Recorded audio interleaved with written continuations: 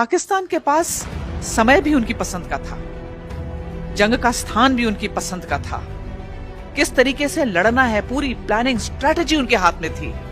लेकिन अंत में जीत किसकी हुई? भारतीय सेना की। तो ये है भारतीय सेना की हिम्मत, हौसला और ट्रेनिंग। मैं कारगिल की लड़ाई में हिस्सा लेने वाली भारत के लॉजिस्टिक्स विंग से पहली महिला अफसर। एक औरत के नाते अगर मैं आपको बताऊं तो ये जंग के मेरे लिए कई और मायने थे। मेरे पति इस जंग में हिस्सा ले रहे थे, तो एक पत्नी के नाते मेरा ध्यान उनकी ओर था।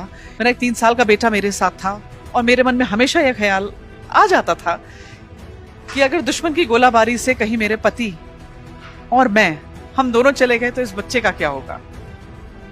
और एक 6 महीने का बच्चा मेरे पेट में उस समय पल रहा था और शायद उसके बारे में सोचने का तो मेरे पास समय भी नहीं था। मुझे लगता है ये सब रिश्ते पीछे छूट जाते हैं जब आप वर्दी पहन लेते हैं, क्योंकि तब वो ऊपर वाला है और ये भारत माँ है।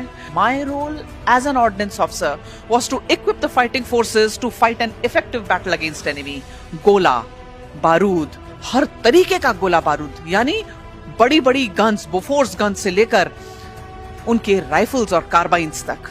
तो एक फौजी तब तक लड़ाई कर सकता है जब तक उसके बंदूक में गोली है और उसके पेट में रोटी है।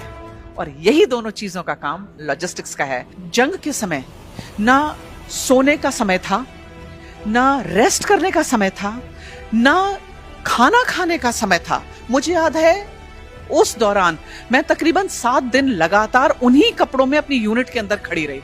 उनके हारे हार है, मन के जीते जीत। ये शरीर, आपका जेंडर, भारतीय सेना के अंदर ये कुछ मैटर नहीं करता। From day 1 you are a leader. From day 1 आप सेम वर्दी पहनते हैं। फ्रॉम डे 1 आपके कंधों में वही स्टार्स लगते हैं। पहले दिन से ही आप वही सैल्यूट करते हैं और वही सैल्यूट आपको मिलता है।